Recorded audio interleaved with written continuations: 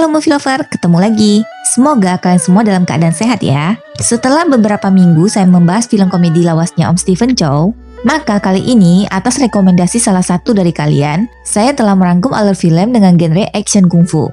Film ini disutradarai oleh salah satu aktor yang sering kita lihat, bernama Eric Tsang, berjudul Handsome Siblings, yang dirilis pada tahun 1992, berdurasi 102 menit. Film ini diperankan oleh aktor tampan Andy Lau. Menceritakan tentang perselisihan yang terjadi disebabkan sebuah turnamen bela diri yang diadakan 18 tahun sekali, di mana pemenang dari turnamen tersebut dapat menjadi penguasa keadilan nantinya. Ini seperti pemilu yang diadakan 18 tahun sekali guys, yang dipenuhi dengan aksi kungfu serta bumbu-bumbu komedi dan percintaan di dalamnya. Tanpa panjang lebar lagi, yuk langsung saja kita mulai. Seperti biasa, jika kalian suka dengan channel ini, jangan lupa subscribe dan nyalakan tombol loncengnya, agar kalian dapat notifikasi bila ada video terbaru. Let's check the movie!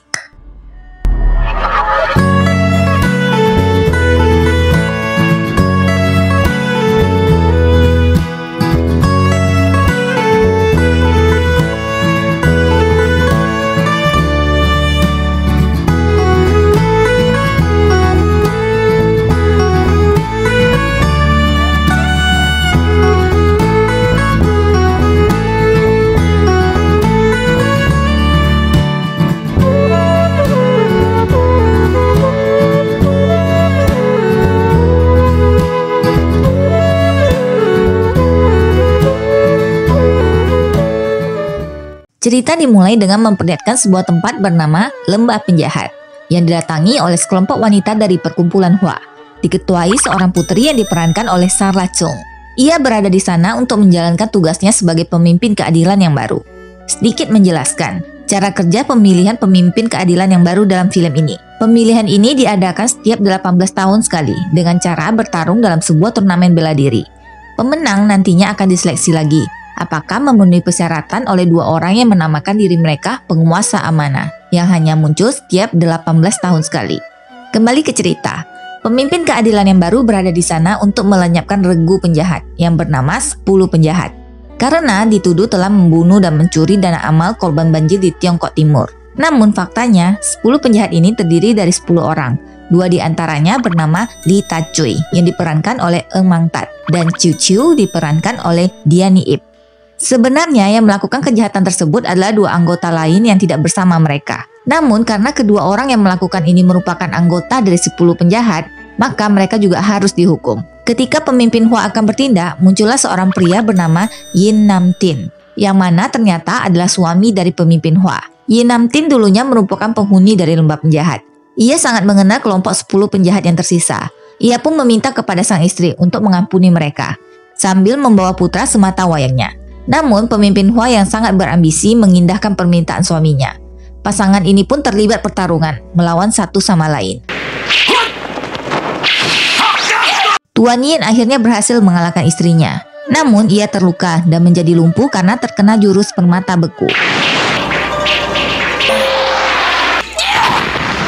Karena kejadian ini, kelompok 10 penjahat pun memutuskan untuk merawat putra dari Tuan Yin dan pemimpin Hua, yang mana mereka berencana memanfaatkan anak tersebut untuk membalas ibunya.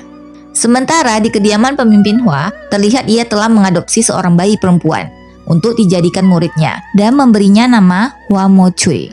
Scene pun beralih ke 18 tahun kemudian. Lembah para penjahat didatangi oleh seorang kriminal yang ingin membuat keonaran. Ketika itu muncullah seorang pemuda bernama Visi yang diperankan oleh Andy Lau. Melihat kedatangan kriminal itu, ia pun mengerjainya dengan beberapa trik,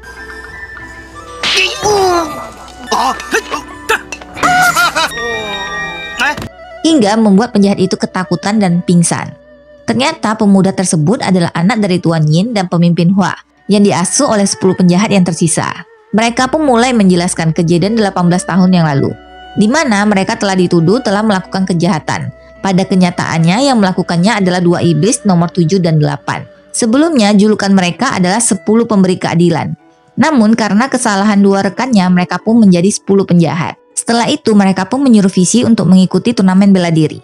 Mereka berharap jika Visi menang maka akan menjadi pemimpin keadilan. Kemudian dapat membantu membersihkan nama dan meluruskan tuduhan yang diberikan kepada mereka. Mereka pun sepakat yang akan menemani Visi nantinya adalah Li Tachui dan Nona Chiu Chiu. Tentunya mereka berdua langsung menolak.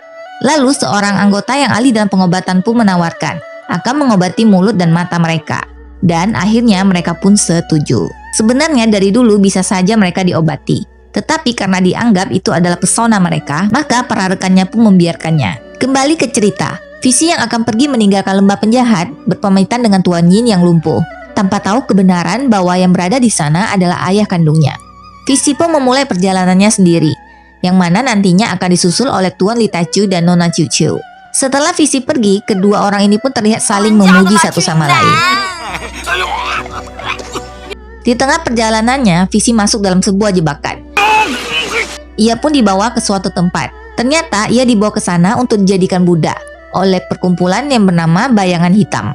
Visi pun dipaksa untuk mandi. Ia pun terlihat tidak nyaman karena diawasi. Ketika itu, orang dari Istana Hua pun datang. Ternyata perkumpulan dari Bayangan Hitam ini telah banyak melakukan kejahatan. Untuk itu, mereka semua harus dilenyapkan. Pemimpin keadilan dari Istana Hua pun mengutus muridnya, yang ia adopsi 18 tahun yang lalu, bernama Hua Mo-cui, yang dipaksa menyamar sebagai pria. Dengan kungfunya yang cukup tinggi, mereka semua pun berhasil dilenyapkan. Sementara di tempat Visi, ia bertemu dengan seorang budak yang berakting ditusuk dengan pisau. Ia pun tidak mau kalah, guys. Ia pun mengikuti pria itu, dan mereka pun akhirnya bekerja sama. Visi yang tengah memantau situasi tanpa sengaja melihat Hua Mo-cui yang tengah berdandan dan mencoba gaun yang ada di tempat itu. Ia pun terpesona dengan kecantikan dari Nona Hua Mo-cui. Namun hal itu tidak lama, keberadaannya pun ketahuan. Ketahuan gara-gara air liurnya ngucut, guys. Visi yang kaget langsung terbang ke udara. Dan lagi-lagi ia pun terpesona dengan kecantikannya, hingga membuatnya terjatuh. Nona Mo-cui tidak begitu mempermasalahkan keberadaannya, kemudian pergi meninggalkannya. Sementara di dalam, pria yang bersama Visi terlihat menemukan sesuatu, lalu pergi meninggalkan tempat itu. Scene beralih, terlihat di sana Tuan Li dan Nona Cucu tengah berbuat keonaran di sebuah restoran. Mereka tengah berakting untuk menakut-nakuti orang yang mengikuti turnamen bela diri, agar peserta yang ikut dalam turnamen tidak terlalu banyak, sehingga kesempatan Visi untuk menang menjadi besar. Keesokan harinya, mereka semua tiba bersamaan ke tempat turnamen bela diri. Di tengah keramaian, Nona Cucu merasa diperhatikan oleh dua orang pria. Mereka pun mengira itu adalah rekannya yang berkhianat yang tengah menyamar. Setelah diuji, ternyata kedua orang itu bukanlah orang yang dimaksud. Di sana juga terlihat ada inspektur wanita yang bernama Nona Yi, yang ditugaskan untuk menjadi wasit pertandingan nantinya. Visi yang tengah memantau situasi bertemu dengan pria yang ia temui sebelumnya. Ternyata ia bernama Kong Yu Long, putra dari komisaris turnamen bela diri Kong Ping Hao. Mereka pun saling menyapa, hanya untuk berbasa-basi. Sementara itu, Tuan Kong Ping Hao bersama seorang biksu telah mengetahui bahwa Visi adalah anak dari Tuan Yin dan pemimpin Hua yang dirawat oleh kelompok 10 penjahat. Mereka pun mulai mengatur rencana busuk. Scene pun berlanjut ke jamuan makan. Sempat-sempatnya si Visi berusaha menggoda wasit wanita. Pada saat itu, Nona Mo-cui pun datang. Ia terlihat terkejut bertemu dengan Visi karena identitasnya sebagai wanita diketahui olehnya. Nona Mo-cui pun berusaha menghindar. Setelah jamuan makan selesai, Tuan Litachu mengetahui perwakilan Istana Hua adalah wanita. Ia pun memiliki rencana untuk menjatuhkan Nona Mo-cui dengan cara menghancurkan reputasinya, sehingga ia otomatis akan tereliminasi. Mereka rata-rata menggunakan cara picik ya, guys. Lanjut, mereka bertiga pun mulai menjalankan misinya dengan masuk ke kamar Nona Mo-cui. Dimulai dengan memasang kain yang mana telah diberikan bubuk bergairah, namun tanpa sengaja mengenai Tuan Litachu. Nyaris ya guys, untung aja ada penawarnya. Dilanjutkan dengan menaburkan bubuk itu ke dalam arak dan hiasan yang ada di atap. Mereka berdua pun saling berebut untuk menjebak Nona Mo-cui. Dan pada akhirnya, Tuan Litachu pun terhipnotis dengan kata-kata Visi. Ia pun kalah. Namun hanya sesaat, ia pun tersadar dan kembali lagi. Visi pun dengan secepat kilat telah bersembunyi. Ketika mereka tengah berdebat lagi, Nona Mo-cui pun kembali. Dengan segera mereka pun bersembunyi. Nona Mo-cui yang pintar tidak dapat dengan mudah ditipu. Tentunya Visi pun ketahuan. Ia pun langsung melepaskan pukulannya. Melihat itu adalah Visi, Nona Mo-cui pun membatalkan jurusnya hingga mengenai Tuan Li. Sementara di luar, Nona Cucu mengira rencana telah berjalan dengan baik. Ia pun memanggil inspektur untuk masuk memeriksa ke dalam. Namun tidak sesuai yang diharapkan. Visi yang cerdik pun langsung berdalih. Ia tengah mengikuti penjahat yang mengincar para pria.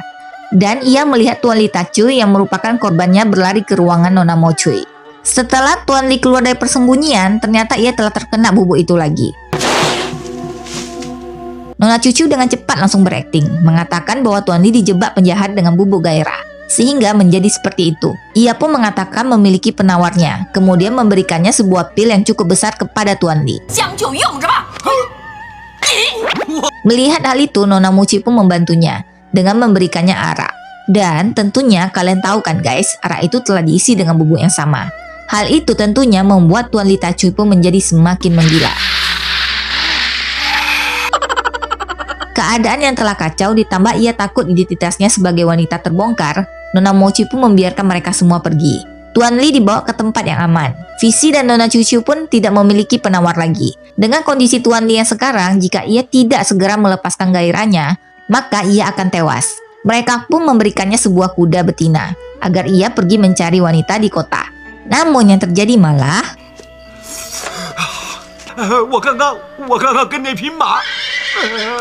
Ada-ada aja ya guys, ngakak kali pemantat ini. keesokan harinya ronde pertama turnamen pun dimulai. Terlihat di sana banyak orang yang tereliminasi dan yang tersisa hanyalah 4 orang. Nona Mochi yang tengah beristirahat menerima sebuah surat untuk memintanya ke sebuah tempat. Setelah tiba di sana, terlihat ada 2 orang memakai topeng, mengaku penguasa amanah. Faktanya semua hanyalah settingan. Itu adalah Tuan Li dan Nona Cucu. Mereka sengaja menjebak Nona Mochi agar terjebak bersama Visi di dalam sebuah lubang. Tentunya setelah di dalam, Visi yang cerdik pun mulai berakting, berpura-pura takut dan sakit dengan memoles wajahnya. Tentunya Nona Mochi yang polos pun terkecoh dengan tipu dayanya dan gombalan mautnya dengan mengatakan akan menikahinya. Setelah berhasil, ia pun mulai mundur dan mengeluarkan sebuah lilin, lalu berpura-pura menemukan jalan keluarnya. Sementara di luar, identitas dari 2 pemimpin amanah yang sesungguhnya tanpa sengaja diketahui oleh Tuan Long. Dan tidak jauh dari sana, keberadaan Tuan Li dan Nona Cucu sebagai anggota 10 penjahat pun diungkapkan oleh ayah Tuan Long. Visi pun muncul dengan berlagak akan menghukum Tuan Li dan Nona Cucu, lalu membantu mereka untuk kabur. Visi yang tertinggal nyaris saja tertangkap. Beruntung Nona Mochi pun datang menyelamatkan, dibantu oleh inspektur wanita yang sudah terkena gombalan mautnya guys. Visi yang telah kabur ditangkap kembali oleh pemimpin keadilan Istana Hua. Ketika ia akan dihukum, pemimpin amanah pun muncul. Mereka pun meminta agar tidak gegabah dan semuanya diselesaikan di turnamen bela diri. Setelah kejadian itu, pemimpin keadilan Hua berkumpul bersama kelompok Kong. Mereka pun mulai mengompori pemimpin Hua bahwa muridnya telah terpengaruh oleh Visi. Mendengar hal itu, ia pun mengatakan telah menyiapkan pil beracun yang akan diberikan kepada Nona Mochi agar ia menurutinya. Jika tidak, dalam 12 jam tanpa obat penawar, maka ia akan tewas. Di sisi lain, ternyata ketiga penjahat ini telah memberikan anggur kegilaan kepada pemimpin Hua, di mana ketika ia mengeluarkan tenaga dalamnya, maka racun itu akan segera menyerang sarafnya. Visi yang masih belum puas datang lagi untuk menipu Nona Mochi. Dan lagi-lagi Nona Mochi pun terbujuk dengan bujuk rayunya. Di tengah keromantisan itu, pemimpin Hua pun datang dengan penuh amarah. Ia pun memarahi Nona Mochi agar tidak percaya dengan pria dan fokus dengan tujuannya untuk menjadi pemenang. Ia pun memaksa Nona Mochi agar menelan pil racun itu. Keesokan harinya pertandingan pun dimulai. Nona Mochi dan Visi pun mulai saling bertarung. Ia yang telah jatuh cinta pada Visi tidak tega memukulnya. Melihat hal itu, pemimpin Hua menjadi murka. Ia pun turun tangan naik ke atas panggung, kemudian mengeluarkan tenaga dalamnya untuk memukul Visi. Dengan segera Nona Mochi pun datang menghalangi, hingga ialah yang terkena pukulan itu. Melihat pemimpin Hua telah mengeluarkan tenaga dalamnya, maka racun yang diberikan semalam mulai bekerja. Dengan segera biksu itu pun datang, kemudian mulai mempengaruhinya dengan memberitahu bahwa Visi adalah putra kandungnya. Tentunya hal tersebut membuat Visi yang mendengar pun menjadi terkejut dengan kenyataan itu. Pemimpin Hua yang merasa bersalah pun semakin kehilangan akalnya. Tuan Kong dan putranya pun langsung memanfaatkan situasi, melenyapkan pemimpin Hua. Kemudian menyuruh untuk menangkap Visi dan Nona Mochi. Beruntung Tuan Li dan Nona Cucu pun datang untuk menyelamatkan mereka. Dengan situasi ini, maka peserta yang tersisa pun hanya Tuan Kong dan putranya. Tentunya semua telah direncanakan. Putranya pun berpura-pura mengalah dan membiarkan sang ayah menang. Namun, pemimpin amanah pun muncul dan mengatakan bahwa Tuan Kong tidak dapat menjadi pemimpin karena mereka diberikan sebuah buku yang berisi kejahatan Tuan Kong. Dan ternyata yang telah menyerahkan buku itu adalah putranya sendiri. Ia mendapatkan buku itu ketika menyamar menjadi budak di perkumpulan bayangan hitam. Sang putra pun berpura-pura merasa bersalah karena ayahnya telah berjalan di jalan yang salah. Tentunya Tuan Kong langsung melampiaskan amarahnya. Namun ia pun diselamatkan oleh pemimpin amanah. Melihat ayahnya yang telah terluka, ia pun berakting lagi, berpura-pura panik lalu membunuh ayahnya sendiri. Oh my god, kejamnya anak durhaka ini ya guys. Dengan kejadian ini, ia pun dinobatkan sebagai penguasa yang baru. Dan nilai plusnya, ia pun diajarkan teknik kungfu yang tinggi. Setelah beberapa lama berlatih, finally si anak durhaka ini pun menguasai kungfu tertinggi. Tentunya yang namanya penjahat gak bakal ada habisnya kejahatannya ya guys. Ia pun memukuli dan memotong syaraf milik guru yang mengajarinya agar mereka tidak dapat berlatih kungfu lagi. Kemudian memberikan mereka sejumlah uang untuk pergi. Si anak durhaka ini sengaja tidak membunuh kedua pemimpin amanah agar tidak dicurigai. Namun ia telah memiliki rencana menyebarkan informasi bahwa kedua orang itu memiliki uang yang banyak sehingga para bandit akan mengejar mereka. Di tempat lain, Visi melangsungkan pernikahannya dengan Nona Mochi yang tengah sekarat di hadapan ayahnya. Setelah acara sakral itu selesai, terdengar keributan. Visi pun datang memeriksa. Ternyata kedua pemimpin amanah tengah diburu oleh para bandit karena mengetahui mereka membawa uang yang banyak. Visi pun mengambil uang tersebut, lalu memberikannya kepada para bandit agar mereka selamat. Pembawa amanah yang melihat keadaan Nona Mochi memberikan solusi dengan menggunakan ayah Visi sebagai media untuk menyelamatkannya. Visi pun meminta izin kepada ayahnya, lalu memulainya. Di saat itu, Visi pun mendengar suara dari ayahnya.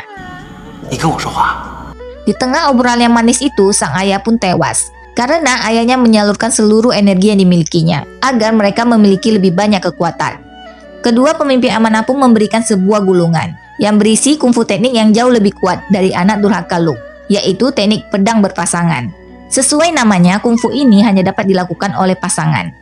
Scene pun berlanjut, tampak di sana beberapa anggota dari 10 penjahat telah ditangkap dan akan dihukum mati. Pemimpin Koyuk Lung pun mulai memamerkan jurusnya. Tidak lama berselang, Visi dan Nona Mochi pun muncul. Mereka pun mulai menarik perhatian anak durhaka Lung ke tempat yang aman jauh dari keramaian. Terjadilah pertarungan sengit di antara mereka. Karena kungfu yang dimiliki oleh penjahat Lung ini cukup tinggi, Visi pun membutuhkan sedikit dorongan cinta. Sementara itu dari belakang, Tuan Li dan Nona Cucu pun datang menyerang, hingga membuat tangan milik si penjahat Lung ini pun terputus. Tentunya dengan situasi ini, dengan mudahnya si penjahat ini pun termusnahkan. Di akhir cerita, kedua pasangan ini pun berjalan dengan bahagianya. Sementara Tuan Li berusaha merayu Nona Cicu. Namun yang didapat...